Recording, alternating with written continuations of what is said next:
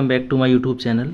आज हम पढ़ने वाले कॉम्पिटेंट होस्ट। अब एक्चुअली में कॉम्पिटेंट होस्ट का मतलब क्या होता है कि हमारे पास डीएनए है, ठीक है, और वो डीएनए किसके फॉर्म में है? रिकॉम्बिनेंट फॉर्म में है। रिकॉम्बिनेंट फॉर्म का मतलब क्या होता है कि हमने सबसे पहले क्या किया था कि प्लाज्मिड लिया था, और प्लाज्मिड के साथ में हमने वो जीन ले लिया जो हम लोग बैक्टीरियल सेल के अंदर डालने वाले हैं, क्या किसी अदर सेल के अंदर डालने वाले हैं। तो बैक्टीरियल सेल इजीली इस जो रिकॉम्बिनेंट डीएनए है इसको इनटेक नहीं कर सकती, यानी कि अपने अंदर नहीं ले सकती।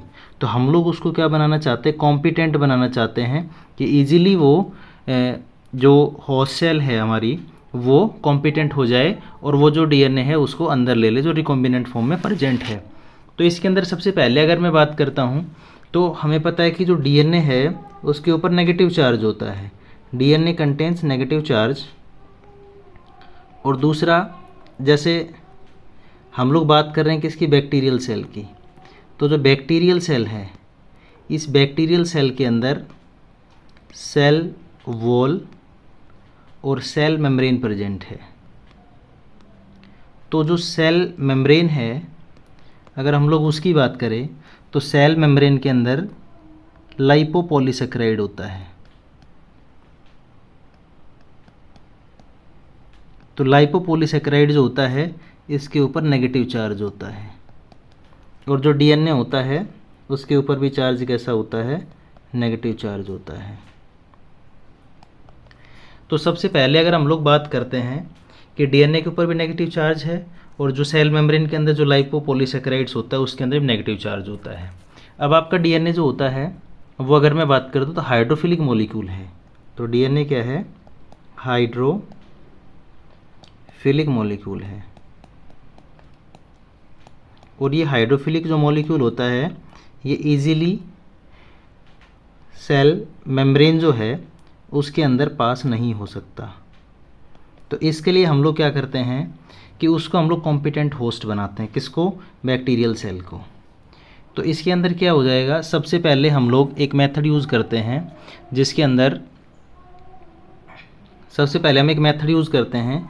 अंदर होता है हीट शॉक मेथड।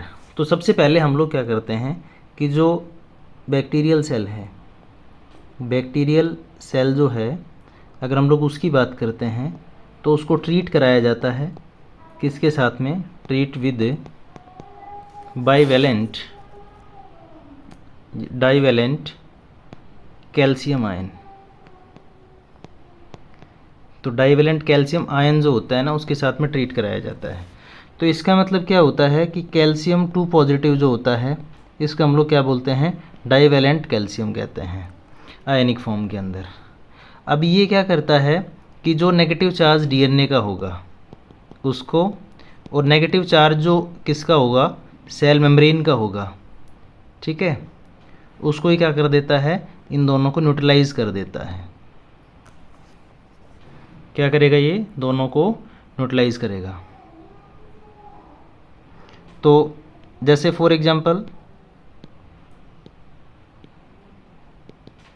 तो उसको क्या कर देगा? न्यूट्रलाइज कर देगा। तो न्यूट्रलाइज करने के बाद जो डीएनए है रिकॉम्बिनेंट फॉर्म के अंदर है वो इजीली किसके अंदर जा सकता है? बैक्टीरियल सेल के अंदर जा सकता है, ठीक है। उसके बाद में एक प्रोसेस फॉलो करना पड़ेगा, तो इजीली ये बैक्टीरियल सेल के अंदर चला जाएगा। अब जो डीएनए है हमारा, अगर हम लोग इसकी बात करते हैं तो ये जो कैल्शियम आयन होता है ना, ये इसकी क्या होता है? जो मेम्ब्रेन्स होती है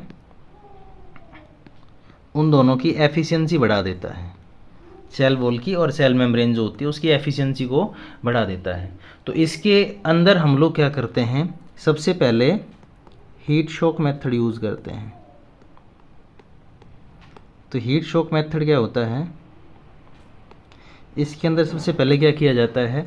जो रिकॉम्बिनेंट डीएनए है, रिकॉम्बिनेंट डीएनए जो है वो और बैक्टीरियल सेल, ये दोनों जो हैं, तो बैक्टीरियल सेल और रिकॉम्बिनेंट डीएनए, इन दोनों को हम लोग सबसे पहले किसके ऊपर ले जाते हैं? आइस के ऊपर ले जाते हैं, ठीक है। आइस पे ले जाने के बाद इसको हम लोग 42 डिग्री सेल्सियस टेम्परेचर के ऊपर ले जाते हैं हीट देने के लिए। और फिर अगेन हम लोग किस पे ले जाएंगे, आइस पे ले जाएंगे। तो जैसे आइस पे ले जाएंगे तो उसकी बॉडी क्या करेगी, श्रिंक करेगी, और इतने टेम्परेचर पे ले जाएंगे तो उसकी बॉडी कैसी होगी, फैलेगी, और फिर अगेन आइस के ऊपर ले जाएंगे तो बैक्टीरिया की बॉडी जो होती है वो सिकुड़ेगी। तो ईजिली जो रिकॉम्बिनेंट टाइप का जो डीएनए होता है, जो प्लाज्मिड के साथ में हमने किसको, जीन को अटैच कर रखा है, वो इसकी बॉडी के अंदर ईजिली चला जाता है। तो ये मेथड यूज़ किया जाता है किसके लिए, बैक्टीरियल सेल के लिए कॉम्पिटेंट होस्ट की फॉर्म में। दूसरा, अगर मैं उसके अलावा कुछ मेथड्स की बात करूं तो नेक्स्ट मेथड जो आता है वो आता है माइक्रो इंजेक्शन।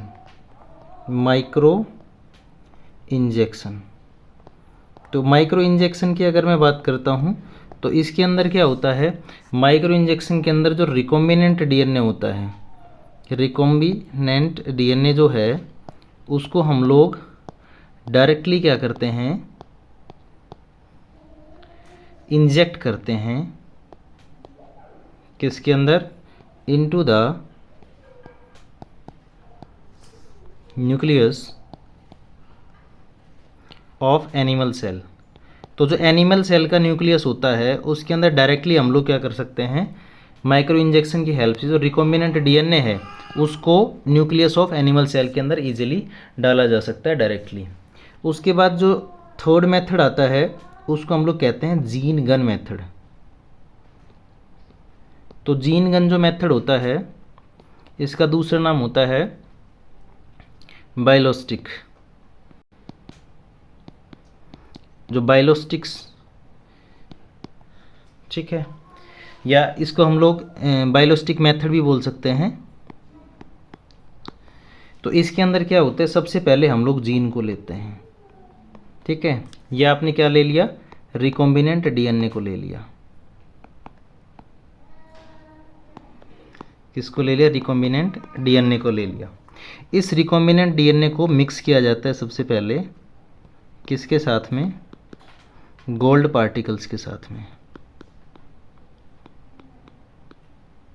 ठीक है। तो गोल्ड एक तरीके से क्या होता है, लेस रिएक्टिव मेटल है।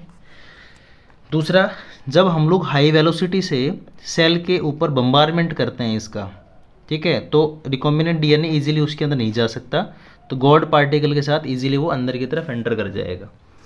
अब इसके अंदर क्या होता है कि गोल्ड पार्टिकल के साथ मिक्स कर दिया, फिर हम लोग लेते हैं जीन गन को, ठीक है। तो जीन गन में, ठीक है, जैसे बुलेट ऐड की जाती है इस तरीके से इसमें ऐड किया जाता है उसको, और उसके अंदर हाई वेलोसिटी से, किसके साथ में, हाई वेलोसिटी के साथ में हम लोग नॉर्मली होस्ट सेल के अंदर उसको डाल देते हैं। तो नॉर्मली अगर मैं बात करता हूँ तो प्लांट सेल जो होती है, ठीक है, प्लांट सेल जो होती है उसके अंदर नॉर्मली इस टाइप के मेथड को फॉलो किया जाता है, ठीक है, जीन गन मेथड को। और दूसरी बात, इसकी वेलोसिटी इतनी हाई होती है और इतनी ज़्यादा भी नहीं होती कि वो सेल को बर्स्ट करके पार हो जाए, ठीक है। तो वो हाई वेलोसिटी इतनी होती है कि वो सीधा डायरेक्ट किसके अंदर चला जाए, वो रिकॉम्बिनेंट डीएनए न्यूक्लियस के अंदर चला जाए। तो ये दो मेथड फॉलो करने के बाद हम लोग स्क्रीनिंग करते हैं, और स्क्रीनिंग करने के बाद ये देखते हैं कि किस टाइप की सेल के बाद, जैसे मान लो आपने ग्रुप ऑफ सेल्स ले रखा है तो किस सेल के अंदर वो बम्बारमेंट हुआ है, ठीक है, तो किस सेल के अंदर टारगेट किया गया है। तो जिस सेल के अंदर टारगेट किया जाता है उसको हम लोग कल्चर कराते हैं, ठीक है। तो इसके द्वारा हम लोग डिफरेंट टाइप के प्लांट्स भी बना सकते हैं। तो ये हमारा आज का टॉपिक था। Thank you.